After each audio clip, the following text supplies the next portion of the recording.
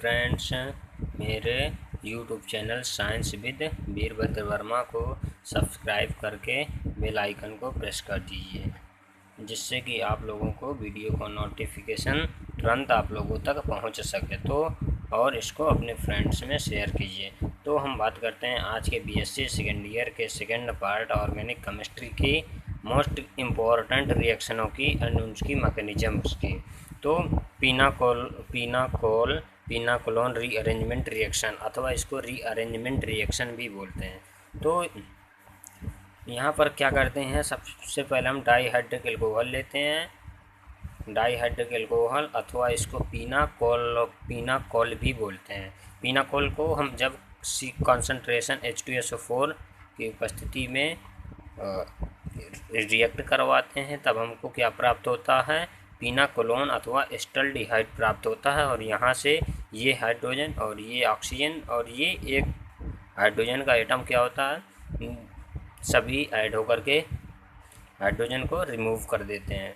और ये जो पिनाकोलोन रीअरेंजमेंट रिएक्शन है, ये मुख्यतः दो पार्ट्स में या दो स्टेप्स में क्या होती है, कंप्लीट होती है। तो फर्स्ट स्टेप को हम देख लेते हैं पहले। फर्स्ट स्टेप में जो कंसंट्रेशन H2SO4 होता है उसको हम क्या करते हैं, रिवर्सिबल रिएक्शन को कराते हैं। तो जिससे कि H2SO4 होता है वो H+ और HSO4- यानी अपने अपने आयंस में क्या होता है, कन्वर्ट हो जाता है। तो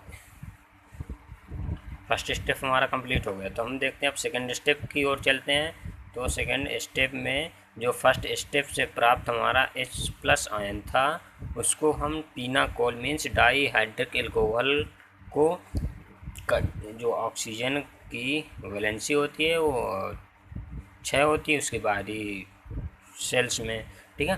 तो उसको ऑक्सीजन जो है हाइड्रोजन से क्या करता है, रिएक्ट करता है और हाइड्रोजन को अपने पास में ले आता है।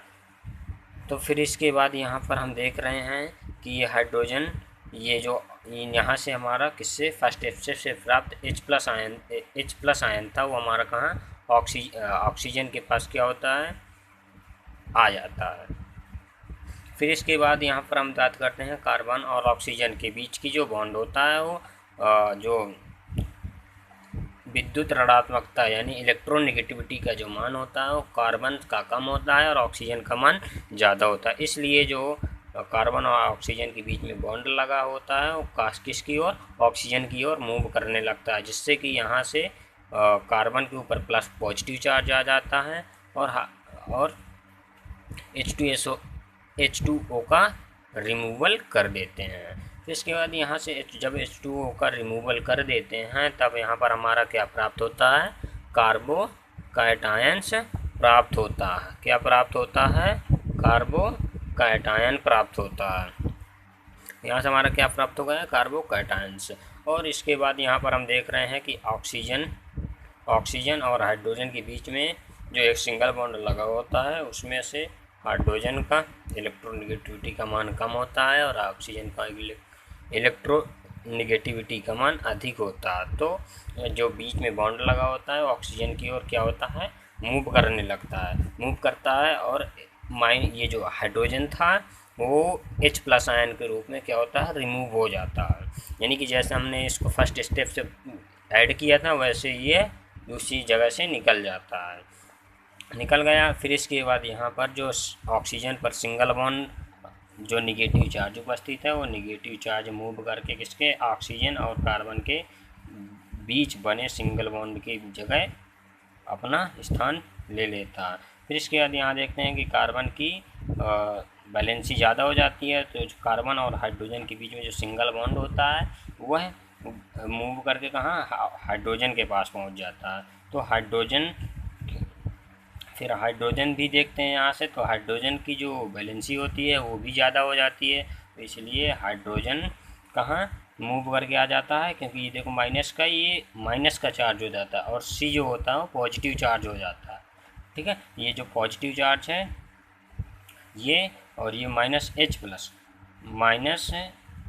-H- को क्या करता है, C अपने पास रख लेता है।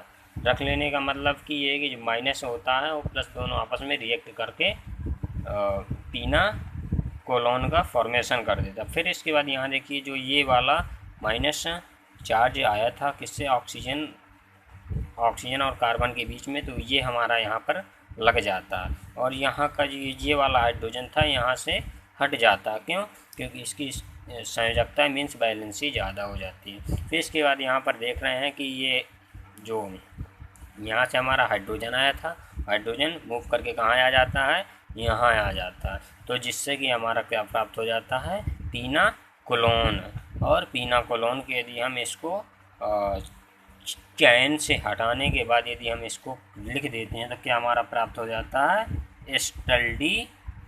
एस्टल्डिहाइड प्राप्त हो जाता है। क्या प्राप्त हो जाता है, एस्टल्डिहाइड प्राप्त होता है।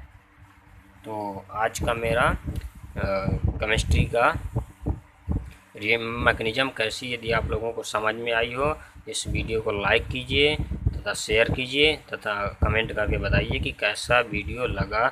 थैंक यू, धन्यवाद।